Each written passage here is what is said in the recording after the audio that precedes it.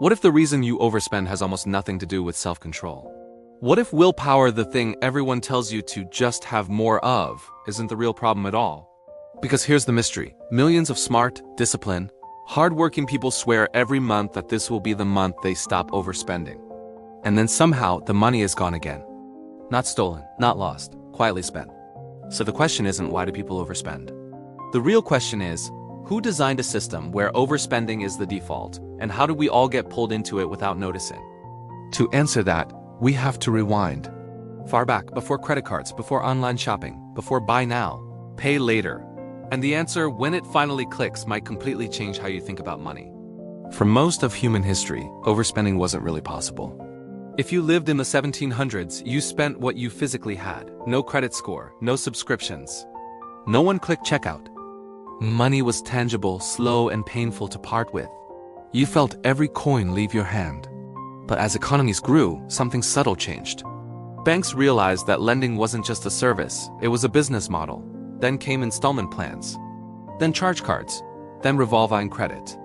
By the mid-20th century, spending was no longer limited by cash. It was limited by permission. And permission could be expanded. Credit cards weren't marketed as debt. They were marketed as freedom, convenience, status, the future. Ads didn't say, borrow money you don't have. They said, you deserve this. That shift planted the seed of modern overspending, and the consequences wouldn't fully appear for decades. Psychologists call it the pain of paying. When you hand over physical cash, your brain registers loss. It activates the same areas associated with discomfort, but when you swipe a card, that pain dulls. When you tap a phone, it nearly disappears. This wasn't an accident. Financial institutions studied this. Retailers learned that the less friction you feel, the more you spend. Faster checkout, fewer steps. Stored cards, autofill, subscriptions you forget exist. Overspending didn't rise because people became reckless. It rose because the system removed the emotional brakes. And once spending stopped feeling real, habits formed fast. By the late 1990s and early 2000s, something new happened. Overspending stopped being shameful. Debt became normalized. Entire industries thrived on it. Credit limits rose. Interest rates hid in fine print. Minimum payments were designed to look manageable while stretching debt for years.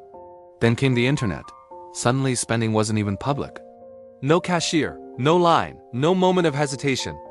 You could buy anything, anytime, alone, late at night, emotional, tired, bored.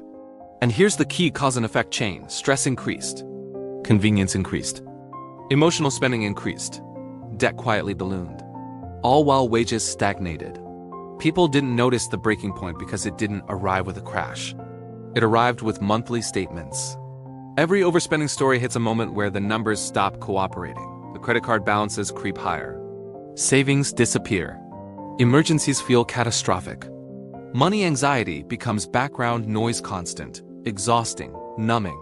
This is usually when people blame themselves. I'm bad with money. I just need discipline. I'll start budgeting next month. But notice the pattern. Most people do try to fix it. Budgets, apps, spreadsheets, no-spend challenges. And yet overspending often returns. Why? Because those fixes attack behavior but not structure. You can't out-discipline a system designed to drain you. Overspending doesn't just affect bank accounts. It delays major life decisions. It keeps people in jobs they hate. It fuels anxiety, relationship stress, and chronic guilt. It creates a cycle where money becomes something you avoid looking at until you have to. And here's the most dangerous part. Overspending steals future freedom quietly. Every dollar overspent today isn't just gone, it's working against you tomorrow through interest, lost investment growth, and fewer options. The fallout compounds, slowly, invisibly, relentlessly. Most financial advice focuses on restriction. Stop buying coffee, cut out fun, track every dollar forever. These fixes fail because they treat spending like a moral issue instead of a design issue. Restriction creates rebellion. Hypertracking creates burnout. Guilt creates avoidance. People don't overspend because they're careless. They overspend because their environment is optimized for it. And until that environment changes, behavior will snap back. Today, overspending has evolved again. Buy now, pay later splits pain into smaller pieces. Subscriptions drain accounts silently. Algorithms learn your weaknesses better than you know them yourself. And the data is alarming. Average households juggle multiple subscriptions they barely use. Consumer debt continues rising, even as people try to save. Financial stress is reported across all income levels. The pattern is repeating, just faster and quieter. The system didn't change. It just got smarter. Overspending doesn't end when you try harder. It ends when you redesign your money flow. When spending becomes visible again. When friction returns. When decisions slow down. Historically, whenever spending slowed, overspending fell not because people became disciplined, but because the system changed. That's the missing insight. Overspending is structural, not personal. Stop blaming yourself. Start questioning the systems, defaults, and automations pulling money away without conscious choice. Visibility beats restriction. You don't need less joy, you need clearer feedback. Make spending impossible to ignore, and behavior adjusts naturally. Friction is your friend. Every pause between impulse and purchase restores power. The goal isn't deprivation, it's control. If you don't consciously design how money leaves your life, someone else will design it for you. And they won't design it in your favor. The real danger of overspending isn't the money, it's how quietly it trains you to feel stuck. So the question isn't, how do I stop overspending? It's, what systems am I living inside without questioning? If this changed how you see your spending, hit like so this reaches someone who needs it. Subscribe if you want deeper breakdowns of money, psychology, and systems that quietly shape your life.